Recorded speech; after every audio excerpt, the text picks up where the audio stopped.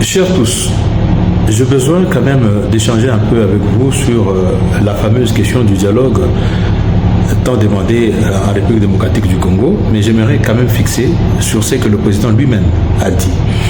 Est-ce que le président a-t-il confirmé qu'il y a dialogue? Non. Le président a parlé au conditionnel par rapport à un souhait, par rapport au bruit entendu à propos d'un certain dialogue qui serait demandé. Pourquoi a-t-il parlé au conditionnel selon moi?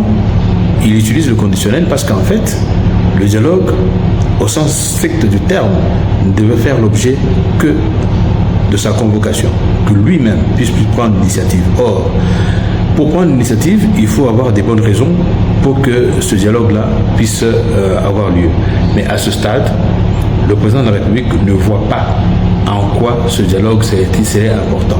C'est pour cela que, reprenant les éléments de tous ceux qui le souhaitent, de tous ceux qui parlent du dialogue, il parle en réponse pour dire que le dialogue, il n'est jamais une mauvaise chose pour parler du dialogue. C'est une très bonne chose parce que tout le monde reste ouvert au dialogue. Mais simplement, le dialogue doit avoir un contenu pour qu'il soit soutenu. Et le dialogue comporte plusieurs formes. Il est possible que quelqu'un se lève un matin, il demande et sollicite une audience auprès du président de la République parce qu'il estime qu'il a quelque chose à proposer au président de la République.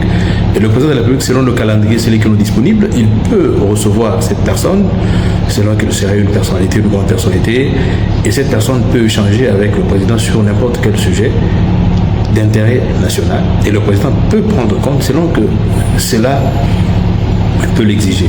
Mais le dialogue ne peut pas être une imposition, surtout de ceux qui sont à l'étranger. Lorsqu'on parle de ce dialogue, la plupart des cas, les gens veulent s'appuyer sur la fameuse question de la situation de l'Est du pays. Mais la situation de l'Est du pays n'est pas un fait intérieur de la République démocratique du Congo. Les gens qui sont à l'Est du pays ne sont que des représentants des étrangers. Et ce sont ces étrangers qui veulent justifier leur entrée dans notre pays pour parler du dialogue en les utilisant. En réalité, le dialogue n'est pas, à ce stade en tout cas, ne devait pas avoir de sens interne à la République démocratique du Congo. Par contre, ceux qui sont utilisés pour pouvoir parler de ce dialogue essaient de faire du raccordement frauduleux en utilisant pour la plupart des cas la haine, parce qu'ils sont jaloux du président, soit alors ils sont tout simplement des gens qui manipulent le tribalisme pour essayer de se repositionner. C'est dans ce but-là, le seul but, que la plupart des cas, les gens qu'on entend parler du dialogue essayent de s'appuyer pour pouvoir faire exister une crise factice. En réalité, la crise n'est pas intérieure, la crise est extérieure, c'est la crise au niveau des frontières, parce que quelqu'un a déjà dit ce pourquoi il envahit le Congo. Il envahit le Congo parce qu'il est à la recherche de ses terres. Les terres, je ne sais pas qui les lui avait attribuées. Donc, c'est une fausse question. Il a déjà répondu. Et donc, aujourd'hui, on ne peut plus parler du dialogue si il faut prendre ce sens-là. Ce dialogue n'existe pas. Il a justifié, il a dédouané lui-même le président de la République. Il n'a pas un problème de compétence, il n'a pas un problème de quoi que ce soit. C'est par contre quelqu'un qui veut, qui cherche une réponse à une revendication qu'il voudrait, mais malheureusement, la manière de le faire a été mauvaise parce qu'il a tué pour pouvoir réclamer ces fameuses terres qui n'existent pas du reste. Et donc, je voudrais donner un conseil à tous nos amis en interne. Si nous avons des propositions à faire au président, nous pouvons trouver des moyens légaux pour le faire. C'est pour cela que nous avons été élire, même si nous ne sommes pas d'accord avec la majorité de ceux qui sont à l'Assemblée nationale, à l'idée qu'ils ne font pas le travail tel que nous l'avons souhaité, mais ça reste le moyen, un des canaux par lequel nous, en tant que peuple, nous pouvons faire entendre notre voix. Mais également, nous pouvons utiliser d'autres moyens pour pouvoir nous faire entendre selon que nous avons des revendications, lesquelles revendications restent dans la légalité. Mais pour l'instant, je ne peux pas imaginer un seul instant qu'on puisse réclamer un dialogue en faisant le lien avec ce qui se passe à l'Est. Donc la question de l'Est est une question tout autre.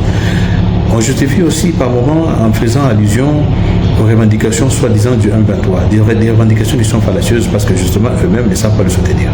Le 1-23, je rappelle, s'ils sont à Doha, comme certains le croient, en disant que non, bon voilà, vous refusez de négocier avec le M23, alors que qu'est-ce que vous faites avec eux à Doha? Non, Doha est une suite de ce qui avait commencé à Nairobi, parce que les M23 ont pensé qu'eux-mêmes avaient des revendications particulières qui étaient différentes des revendications des autres groupes armés qui avaient accepté d'aller au processus de Nairobi.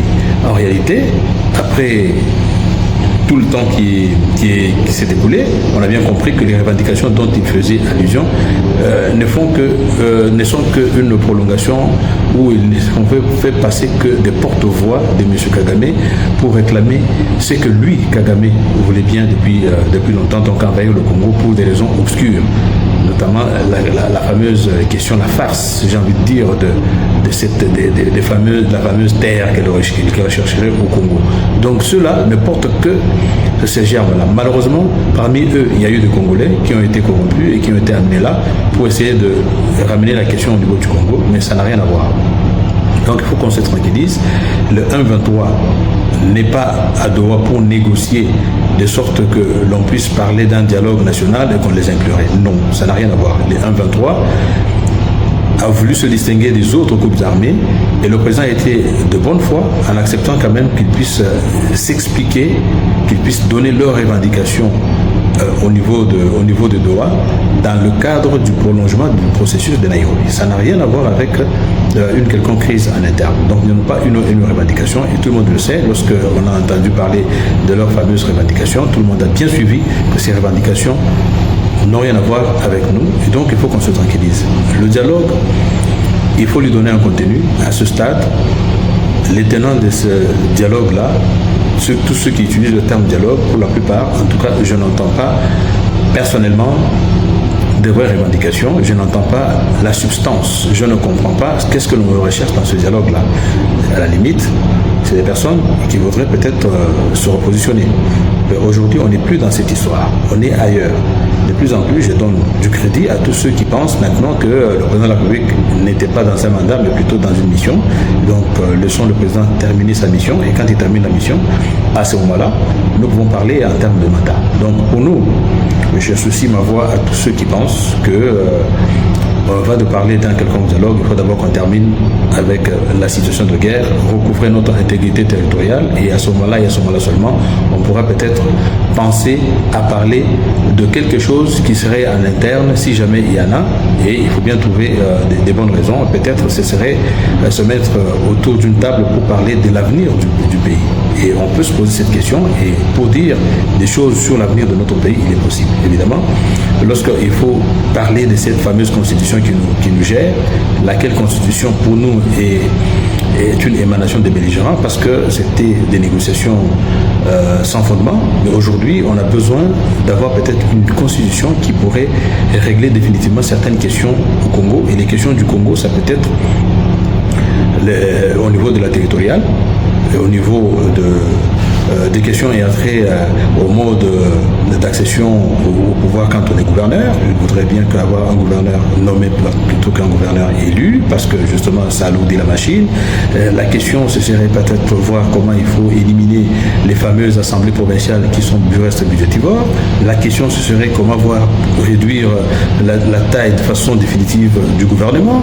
Ce seraient des questions ayant trait à la suppression pure et simple du Sénat, la réduction sensible des membres qui vont composer le futur Parlement, qui du reste sera monocaméral, la question de mandat présidentiel, mais la question aussi même du régime politique. Moi, je pense que le semi-présidentiel a montré ses limites. Il faut trouver plutôt aller vers un autre régime. Moi, par exemple, je me prononcerai pour un régime présidentiel, et avec bien sûr des garde-fous que nous mettrons à ces sujets. Alors voilà, j'ai voulu m'entretenir un peu avec vous sur ces quelques petits thèmes. Dans un avenir très proche, je crois que je reviendrai pour pouvoir partager avec vous mes tribunes dans la réflexion. Merci et à très bientôt.